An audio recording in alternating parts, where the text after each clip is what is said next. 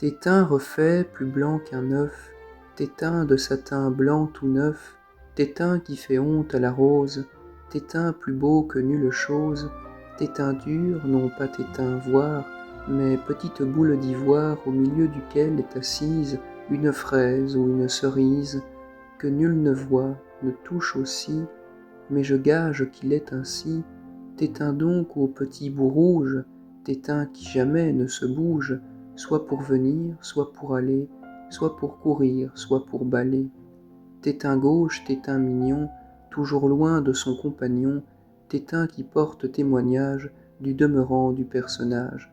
Quand on te voit, il vient ta main une envie de dans les mains de te tâter, de te tenir. Mais il se faut bien contenir d'en approcher, bon gré ma vie, car il viendrait une autre envie. Oh, tes teints ni grands ni petits, tes teints mûrs, tes teints d'appétit, tes teints qui nuit et jour criaient mariez-moi tôt, mariez, tes teints qui t'enflent et repoussent ton gorgia de 2 bons pouces, à bon droit heureuse on dira, celui qui de lait t'emplira, faisant d'un tétain de pucelle, tétain de femme entière et belle.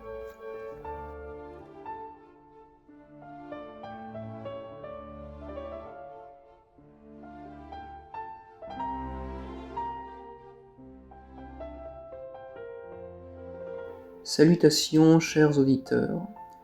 Nous nous retrouvons aujourd'hui pour plonger dans le verbe de Clément Marot à travers un poème surprenant qui marqua la poésie du XVIe siècle en tant qu'il délivra une expression poétique inouïe par un traitement artistique des plus singuliers que l'on appelle le blason. Avant de poursuivre plus avant dans la présentation du poème, aimerions-nous vous parler un instant de son auteur, qui, à bien des égards, fut un homme de lettres aux entreprises littéraires généreuses et brillantes. Parmi les biens que la littérature française lui doit, peut-on citer, entre autres choses, la forme poétique bien connue sous le nom de sonnet, type de poème des plus populaires en poésie française depuis le jour où Clément Marot l'importa en France suite à son exil en Italie. Il ramena également de cet exil, à la suite de ses observations dans le domaine de la linguistique s'appliquant au système de la langue italienne, le fameux accord du participe passé. À tout le moins, il serait à l'origine de son application canonique, dont on peut savourer l'enseignement dans les 4 vers issus de l'un de ses poèmes. Enfants, oyez une leçon, notre langue a cette façon que le terme qui va devant volontiers régit le suivant.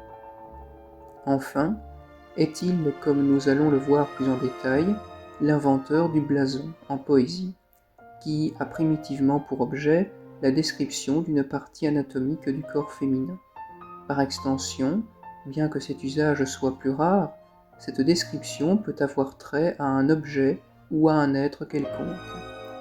Maintenant que Clément Marot vous semble plus familier, pouvons-nous cesser notre digression et revenir à l'objet véritable de notre étude, le blason du beau tétain.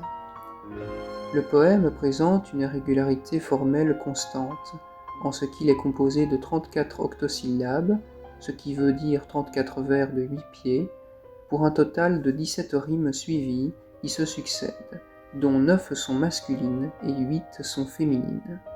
Le poème se caractérise par un effet anaphorique obtenu par la répétition du mot tétain, et, à l'évidence, par sa nature descriptive, en tant que le poète emploie toute son industrie dans la présentation détaillée et, cela va de soi, hautement poétique d'un sein gauche, comme il l'est précisé au 15e vers, tétain gauche, tétain mignon.